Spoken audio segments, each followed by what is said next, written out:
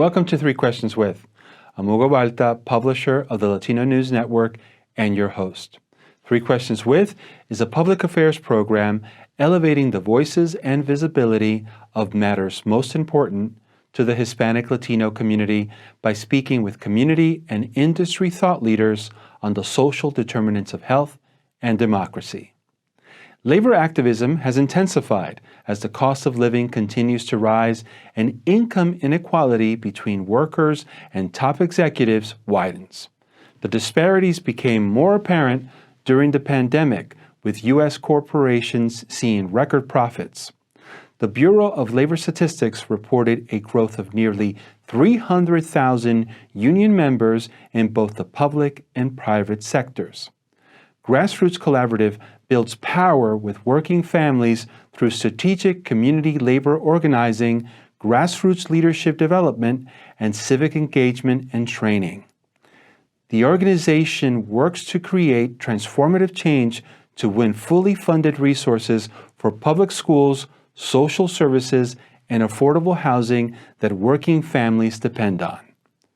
Carlos Fernandez is the Executive Director of Grassroots Collaborative. He is our guest today. Carlos, welcome to the program. Thank you. So now let's start with the work of Grassroots Collaborative. Tell us about that. So Grassroots Collaborative is a coalition of 9 organizations that started almost 24 years ago. I'm going to quickly name the 9 organizations: American Friends Service Committee, Action Now, Brighton Park Neighborhood Council, Chicago Coalition for the Homeless, Chicago Teachers Union, always have a little trouble, Jewish Council for Urban Affairs, One Northside, Palenque LSNA, and SEIU, Healthcare Illinois, Indiana. And so this is some of the most powerful community and labor organizations in Chicago. And what we do is we do strategic labor and community alliance building and organizing. We do leadership development, civic engagement, and popular education, right? And the vision of Grassroots Collaborative is to challenge corporate power and inequality with these communities, Black and Brown communities, working communities in Chicago, in order to make government more democratic and to make our communities thriving, sustainable, safer, right, and more flourishing. So, now, and look, it takes collaboration really to uplift the community and do the work. And so, congratulations on that coalition building. Thank you. What are the biggest hurdles? Because it makes sense to want to work towards equity, whether it's housing, health, all of the social determinants of health. But often there's a need for these coalitions, individually and as a group, to really almost force the hand of government and the powerful, thinking about the private sector, to do the right thing. What are some of those hurdles in getting government and others to do the right thing? Yeah. Well, I mean, I think one of the big hurdles is that folks have become detached from government. They don't trust government. They don't feel like they have a voice, right? And for many years in Chicago, that benefited folks that were in government, right? We are used to the dailies, to incumbents that never leave office, right? And when we started as a collaborative 20 years ago, right, we were tiny organizations that didn't have a lot of power, and we were fighting for maybe against gentrification or for a living wage or for other specific issues that affected our members. And what we realized is we had to come together across the city, because otherwise we would never have the kind of power, first, to get people to believe that they could change government. So that's one big hurdle, just that imagination, right? And the other hurdle is for elected officials to feel accountable, right? And that's changed, and maybe we can get into that at some point. But I think that's slowly beginning to change, where people have seen, for example, our teachers, the members of the teachers union that are part of Grassroots Collaborative as well, have shown what it is to stand up for the schools that they think that their students deserve, and the lessons from that carry over into somebody like Palenque de la Sene, fighting for affordable housing and making sure people that grew up in Logan Square are able to still afford their homes, right? So it's that kind of like giving each other examples of you can change it if you get active, if you speak up, if you vote, right? And then getting elected officials to say, oh, we don't have to silence people. We don't have to like run an agenda without people. Those, I think, are the hurdles. Fortunately, I think we've jumped over some. We've still got a lot to go, though. Mm-hmm. And before the show started, we talked about when it comes to elections and the Latino community, it's a multi-pronged approach, right? You have naturalized citizens that are new to the electoral process. You have Latinos that are coming of age. They're, for the first time, eligible to vote. And then you have also, and those voters not having that culture or history of voting. I gave myself as an example. I'd never remember going to the polls to vote with my parents. I couldn't vote, but meaning going with them as they voted, as I did with my children. When it comes to civic engagement, similarly, there are certain barriers to inspiring or perhaps educating the Latino community to become civically involved.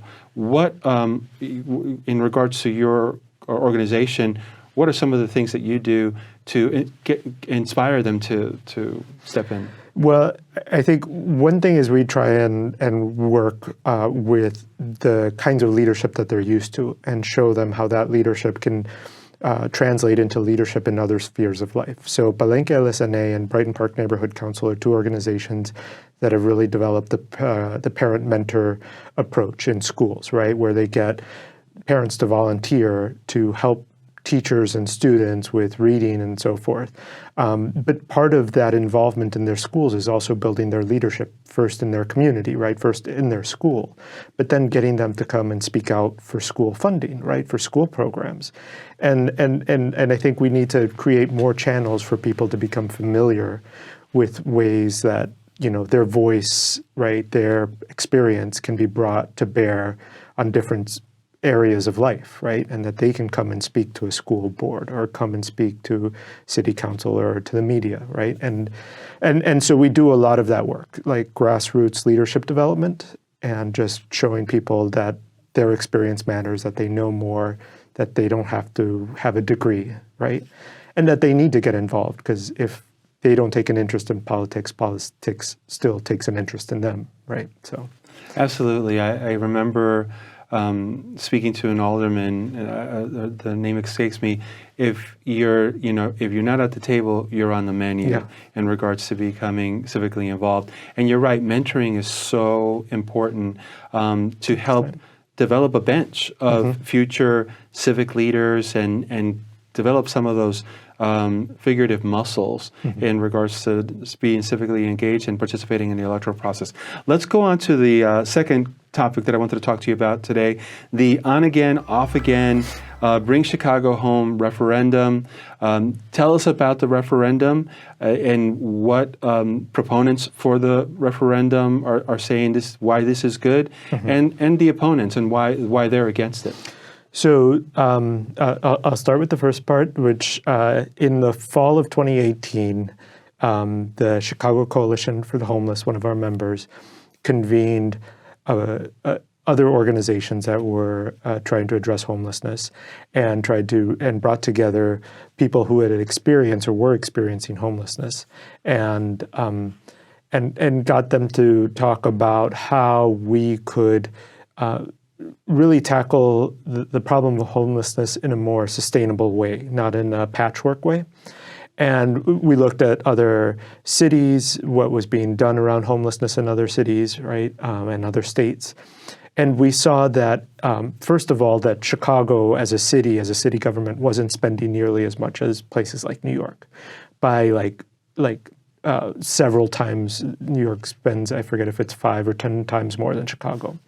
And we saw that one of the basic problems, right, was, first of all, making sure that there was affordable housing for people who were experiencing homelessness to go into, right?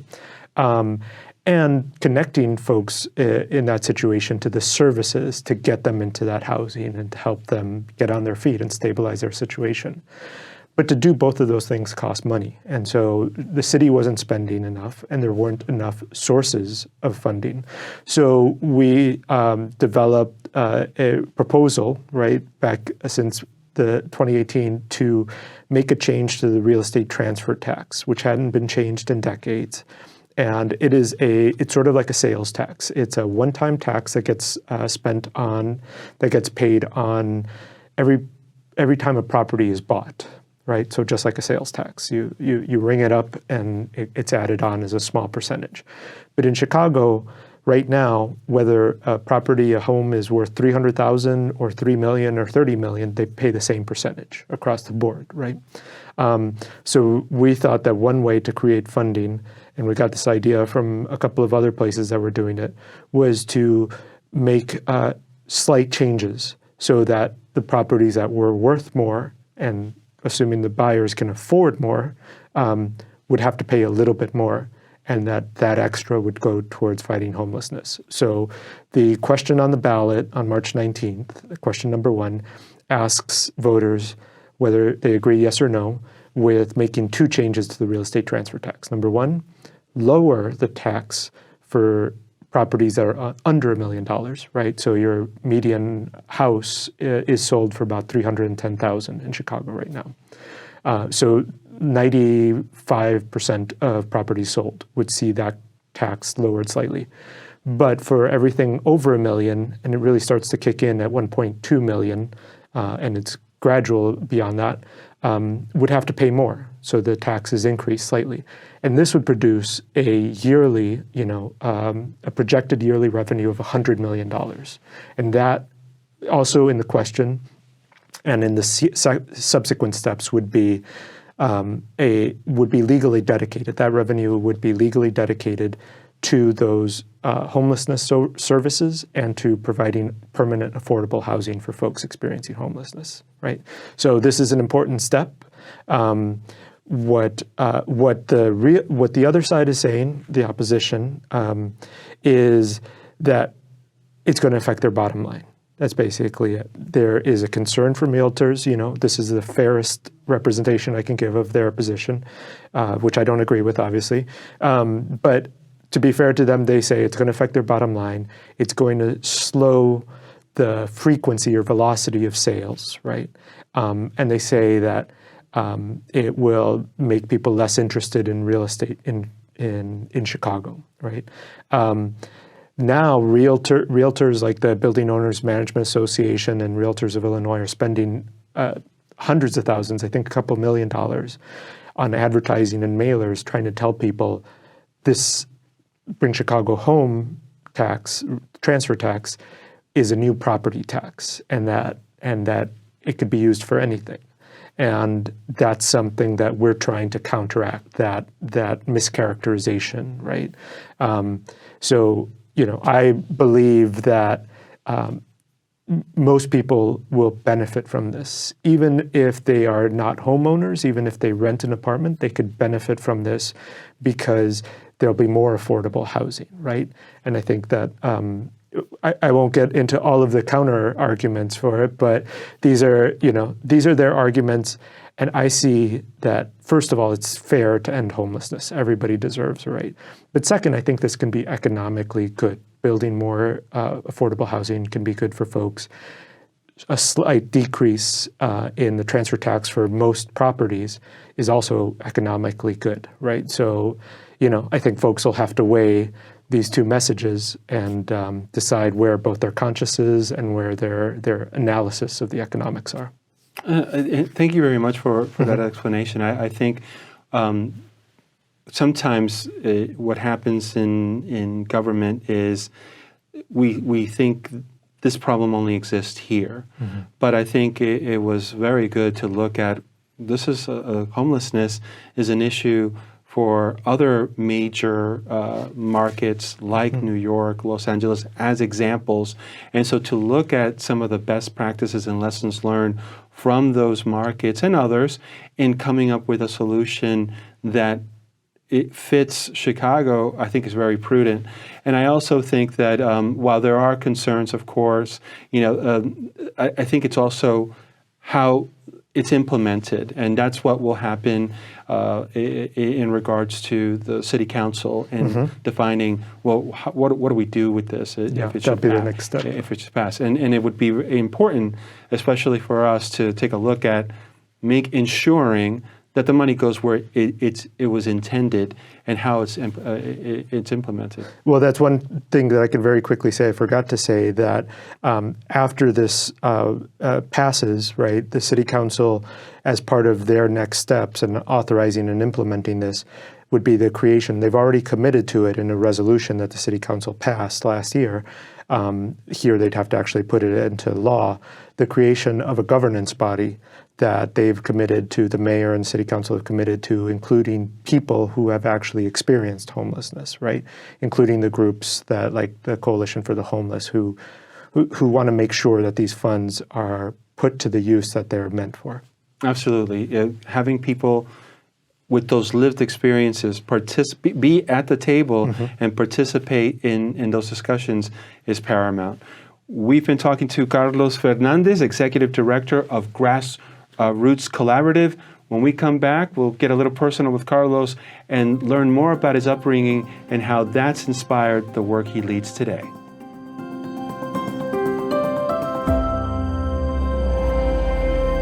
They say that money can buy happiness. Well, neither can being broke. So make sure that you're tuned into In the Money with me, Kimberly Loftus, every week for great financial advice about how to save money, invest money, and perhaps most importantly, understand money. That's only on CAN-TV 19, cantv.org, and on the CAN-TV Plus app.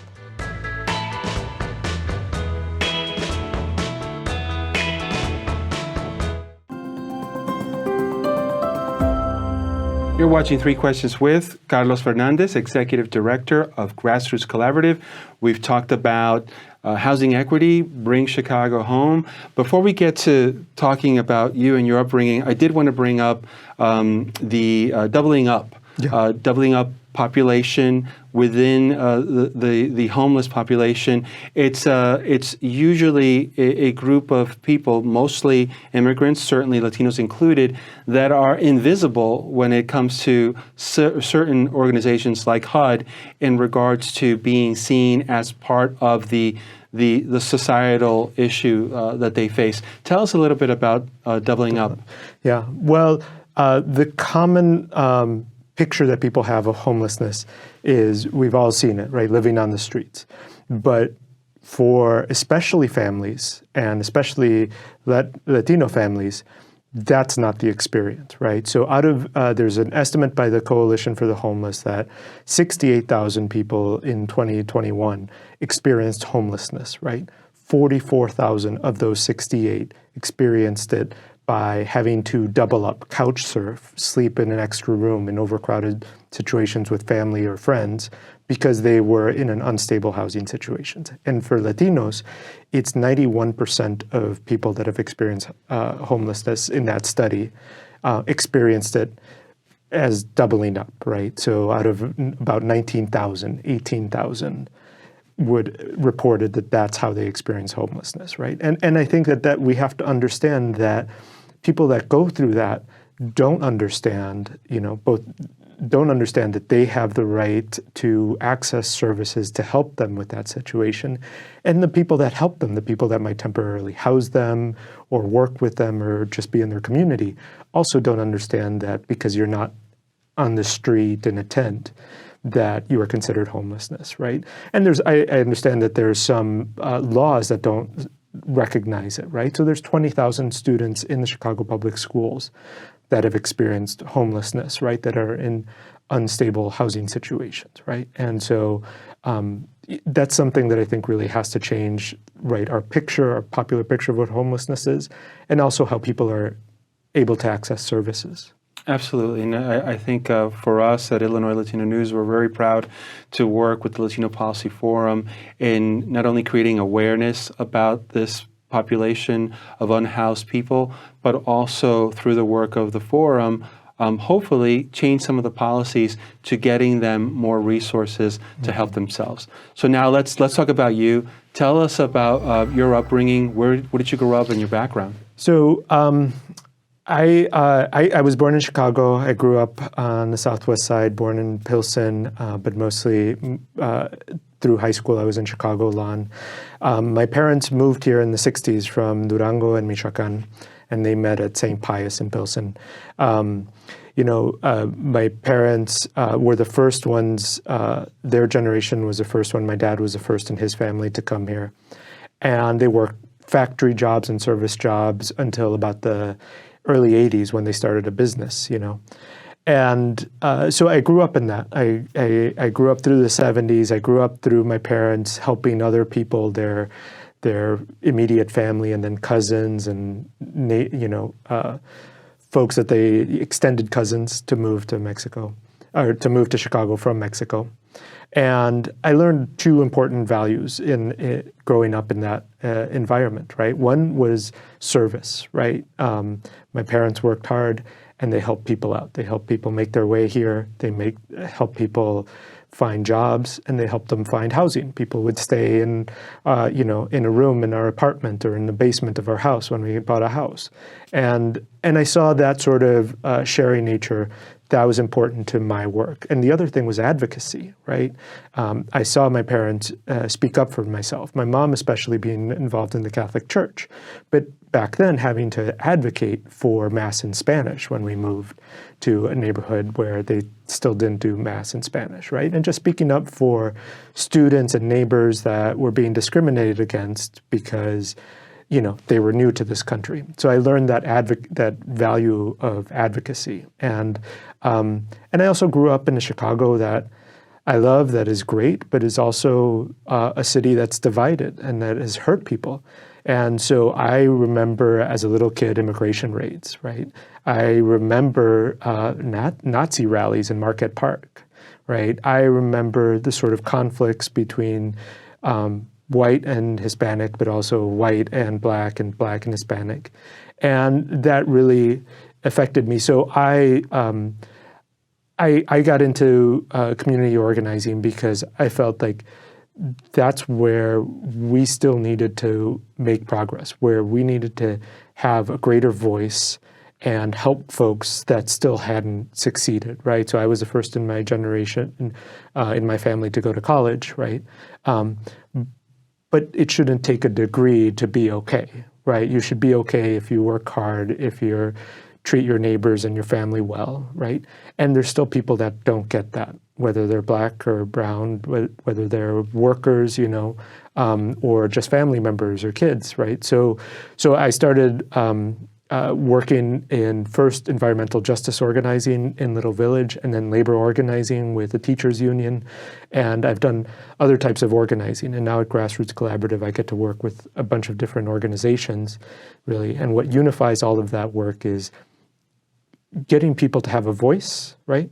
And then making their community better for themselves and for their families and neighbors, right? And I think that's beneficial for everyone. And sometimes it takes fighting and challenging power, right?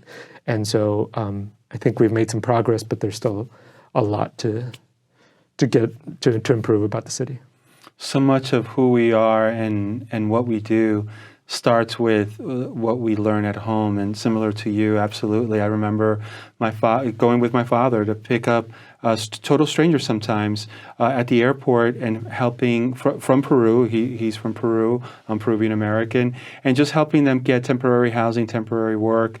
And then I remember just how they gravitated to mass media to help them in their adoptive home, and also sift through some of what was foreign to them, the politics of this country. And here I am today as a journalist communicator, using that platform to talk to community leaders like yourself, and hopefully not only inform but educate and empower our community to lift themselves individually, but also lift themselves as a group as well. Mm-hmm. Carlos, you've been so generous with your time. Thank you very much for joining us today. It was a pleasure. Thank you.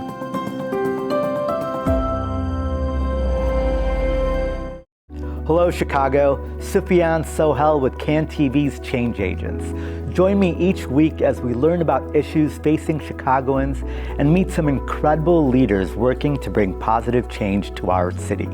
Tune in to CAN TV Channel 19, watch us live on cantv.org, or download the CAN TV Plus app.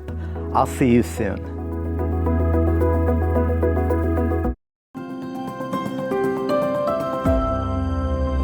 And now, la última palabra, the last word on organized labor. Organized labor plays a crucial role in advocating for the rights and interests of Latino workers in the United States. Latino workers face unique challenges in the workplace, including low wages, discrimination, lack of access to quality health care, and unsafe working conditions. Labor unions provide a collective voice for all workers to address these issues and fight for better working conditions, fair wages, and job security. Hispanic workers with union representation were more than twice as likely as their non-union counterparts to have employer-sponsored retirement benefits, reports the Center for Economic and Policy Research. One of the key ways in which organized labor helps workers is by negotiating collective bargaining agreements with employers. These agreements outline the terms and conditions of employment, including wages, benefits, hours, and working conditions. This is especially important for Latino workers who are more likely to work in low-wage industries such as agriculture, construction, and service. Historically, Latinos are more likely than non-Latino whites to have jobs with low wages, minimal benefits, and unstable employment. However, Latinos covered by labor union contracts exhibited greater employment stability and earned higher wages than their non-union counterparts over the course of the pandemic, according to the Latino Policy and Politics Institute. Labor unions also provide support and resources for immigrant workers who often face additional challenges in the workplace due to their immigration status. Unions help immigrant workers navigate the complexities of the U.S. labor market, protect them from exploitation and abuse, and provide legal assistance when needed. In addition to advocating for better wages and working conditions, organized labor also fights for issues such as affordable housing, education, and healthcare access. Labor unions help improve the lives of Latino workers and their families. It is essential that Latino workers continue to organize and join labor unions to ensure that their voices are heard and their rights are protected in the workplace. And that does it for this edition of Three Questions With, a collaboration by Illinois Latino News and CAN TV. LNN is dedicated to best serving Hispanic Latinos with local multimedia news and information websites across the U.S., including Illinois Latino News, a statewide community-focused initiative. I invite you to look us up on our websites and chat with us via social media. Tell us what you think about the topics we talked about today, and please send me suggestions about what you think we should talk about in the future. Because at the Latino News Network, you are more than just our audience. You are our contributors. I'm Hugo. Thank you all for watching.